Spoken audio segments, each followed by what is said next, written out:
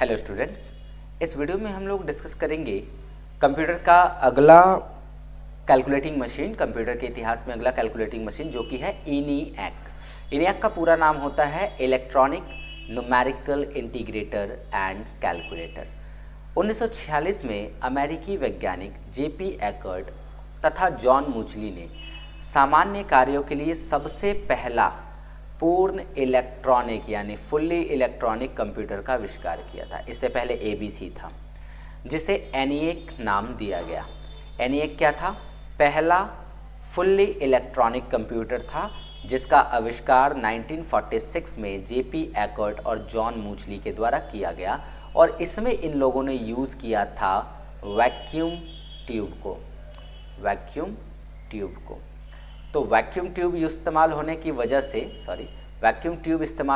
वजह से ये फर्स्ट जनरेशन ऑफ कंप्यूटर यहीं से शुरू होता है। फर्स्ट जनरेशन ऑफ कंप्यूटर यहीं से शुरू हुआ। तो ENIAC वो पहला कंप्यूटर था जिसमें वैक्यूम ट्यूब का प्रयोग किया गया और आप देख सकते हैं कि इसका साइज़ एक कमरे के बराबर था। इसमें बहुत ज़्यादा मात्रा में वैक्यूम ट्यूब यूज़ किया जाता था इसे बनाने के लिए। तो JP Eckert and John muesli ने 1946 में एक ऐसा कंप्यूटर बनाया जिसमें वैक्यूम ट्यूब का आविष्कार करके कंप्यूटर को बनाया गया और ये एक तरह से पूर्णतः इलेक्ट्रॉनिक कंप्यूटर था। ठीक है, और इसका नाम क्या रखा गया? ENIAC। इसका नाम रखा गया ENIAC। ठीक है, आशा करता हूँ ये बात समझ में आई आपको। दूसरा जो हमारे पास कंप्यूटर है वो है EDSAC, स्टोर्ड प्रोग्राम कॉन्सेप्ट के अनुसार प्रचालन निर्देश यानी कि ऑपरेटिंग इंस्ट्रक्शंस और जो डाटा है जिनका प्रोसेसिंग में उपयोग हो रहा है उसे कंप्यूटर में स्टोर्ड होना चाहिए। मतलब इसमें क्या कॉन्सेप्ट डाला गया कि कंप्यूटर में जो डाटा उपयोग में लिया जा रहा है वो कहीं ना कहीं स्टोर भी होना चाहिए।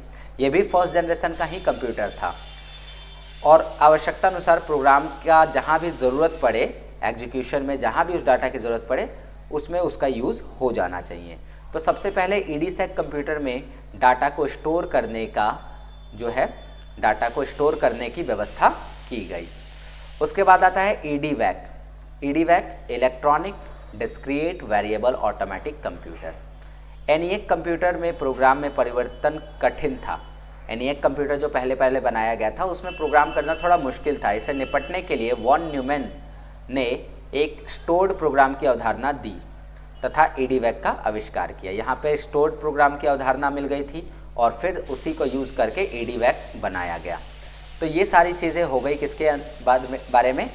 कंप्यूटर के इतिहास के बारे में। तो मैं आशा करता हूँ कि आपको ये सारी चीज़ें समझ में आई होंगी। आप लाइन बाय लाइन इन्हें पढ़ के समझ सकते हैं। चलिए फिर मिलते हैं आपसे अगले यूनिट में जहाँ पर हम लोग यूनिट 3 को डिस्कस करेंगे और उसमें देखेंगे आगे की चीज़ों को। चलिए बाय।